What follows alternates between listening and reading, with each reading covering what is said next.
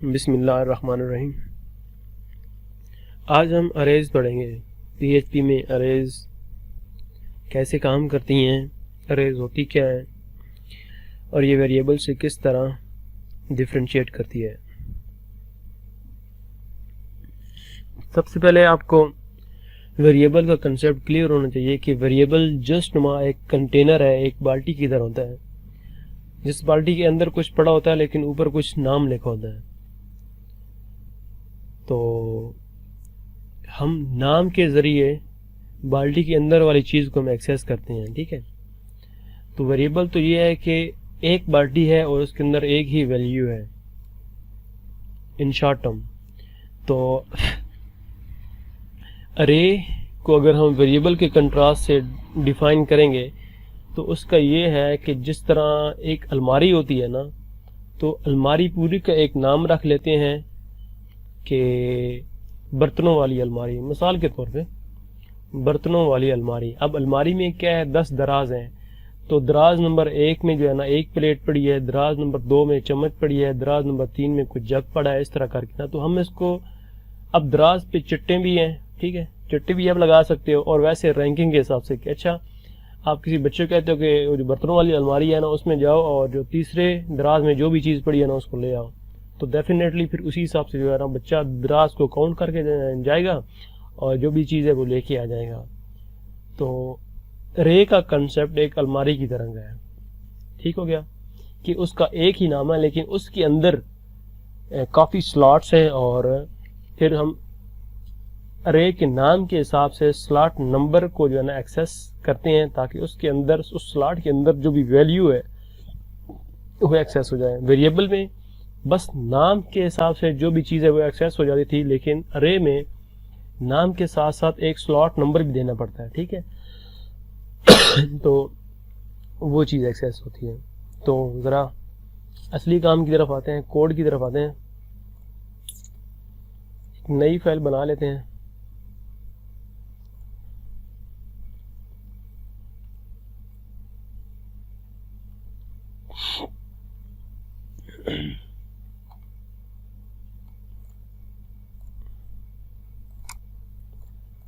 अरे अरे dot PHP।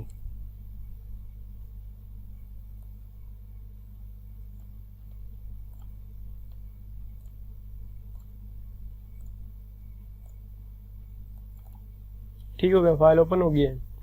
अभी हम इसमें क्या करते हैं कि एक PHP का ब्लॉक बनाते हैं।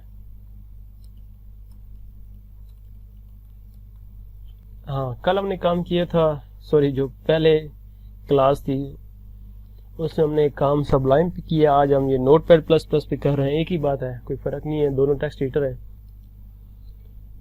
ये कमेंट कर रहा हूँ ताकि पता चले कि क्या चीज़ है अरे। अच्छा, अरे को डिफाइन करने के लिए सबसे पहले डॉलर, यानी कि PHP में जो नाम लिखने से पहले वेरिएबल्स का जो साइन देते हैं, और ARR1 ये नाम देते हैं अरे का, और आगे अरे का कीवर्ड है और आगे ब्रैकेट है ये। तो अभी हम यहाँ पे जो है ना मुख्तलिफ कन्वेंशन से अरे को डिफाइन कर सकते हैं। सबसे पहले हम लिखते हैं जी 4 5 6 7 और ये आगे जी 8। ये मैंने 4 से क्यों स्टार्ट किया है, 1 से क्यों नहीं किया, ये ताकि जो है ना समझने में ज़्यादा क्लैरिटी हो, इसलिए किए। पहले तो इस फाइल को, जो अरे वाली फाइल है, इसको लोड कर लेते हैं। रिफ्रेश, ये अरे वाली लोड हो गई, देखें बिल्कुल साफ है। तो अभी क्या करते हैं कि अरे को एक्सेस करने के लिए जिस तरह नॉर्मल पहले मैंने बताया था, पहले बल्कि वेरिएबल को भी जो बातें हुई हैं, .var1 इक्वल v1 2 3 4, ठीक है। और एक var1 है, एक array1 है। तो पहले हम var1 को इक्वल करा लेते हैं, इक्वल $var1, ठीक है। तो ये देखिए मैंने इक्वल डायरेक्ट नाम लिखा है, नाम लिखा है तो जो वैल्यू होगी वो प्रिंट हो जाएगी, ठीक है। और इसको कमेंट कर देता हूँ ताकि पता चले कि इसने कैसे काम किया था। और अभी डॉलर अरे 1 और यहाँ पे बड़ी ब्रैकेट और यहाँ पे आपने इंडेक्स नंबर देना है, यानी कि इंडेक्स नंबर मीन कि वो खाना नंबर। अब मसला ये है सिर्फ प्रोग्रामिंग में कि हम उधर कहते हैं पहले नंबर खाने में जाओ, लेकिन जब हम अरे को एक्सेस करेंगे तो हमें बताना पड़ेगा कि 0 नंबर खाने में जाओ, यानी कि इसकी इंडेक्सिंग 0 से स्टार्ट होती है। 0 से करेंगे तो यहाँ पे 4 आएगा, 1 पे करेंगे 5 आएगा और 2 पे 6 आएगा। हम 0 पे करते हैं तो इसको इको कर लेते हैं, यानी कि प्रिंट कर दो। अभी क्या आना चाहिए 4, ठीक है। तो अभी जो उस टाइम सुबह एट द स्टार्ट बात हो रही थी कि अभी देखिए मैं कोड क्या लिख रहा हूँ, ये PHP है और ये जनरेट करके जो क्लाइंट का ब्राउज़र है उस पर भेज के आ रही है, सिर्फ 4 भेज रही है, सिर्फ कोड में 4 आ रहा है और कोड एक्चुअल है क्या ये है। तो ये फ़र्क है HTML और PHP में। अच्छा, अगर मुझे ये 3 नंबर लिखता हूँ तो बताएं मुझे कौन सा जो है ना एलिमेंट एक्सेस होगा। 7 नंबर, ठीक है, क्योंकि 0 पे 4 है, 1 पे 5 है, 2 पे 6 है, 3 पे 7 है। ये तो हो गया एक तरीका। अभी हम जिस एक ये अरे सिंपल अरे है, एक है जो की पेयर के साथ अरे होती है, यानी कि हम बजाय इसके कि गिनती करें कि दराज नंबर 1 2 3 के पास जाना है, हम दराज के ऊपर चिट्टे लगा देते हैं। एक अरे का नाम है, एक दराजों के ऊपर चिट्टे हैं, हम वो चिट्टे लगाते हैं। मसलन नेम की चिट लगाई है और आगे वैल्यूज रख देते हैं जी अली, ठीक है। नेम की चिट है, वैल्यू अली है। अभी कोर्स की चिट एक लगा देते हैं और CS।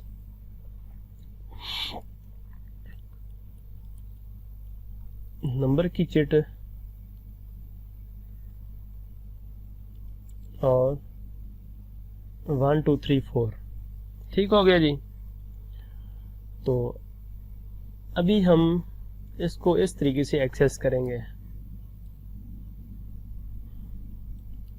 नेम यानी कि जो ये अलमारी का नाम है, ये दराज के ऊपर जो चिट है वो है नेम में आ गया अली, कोर्स CS और नंबर 1 2 3 4, ठीक हो गया जी। तो इसको हम कहते हैं, इस तरह की अरे को एसोसिएटिव अरे कहते हैं, यानी कि इसमें की पेयर एसोसिएशन होती है की अपनी वैल्यू के साथ। सही है। तो आपने सिंपल अरे भी देख ली है। सिंपल अरे चलो उसको भी लिख देते हैं 0 अरे